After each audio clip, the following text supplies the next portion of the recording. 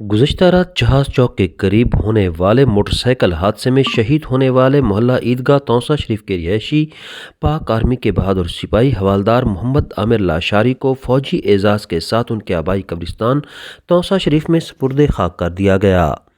پاک فوج کے جوانوں نے شہید کو خراج عقیدت پیش کرتے ہوئے باوقار انداز میں سلامی پیش کی اور قومی پرچم میں لپٹی میت کے ساتھ آخری رسومات ادا کی گئیں۔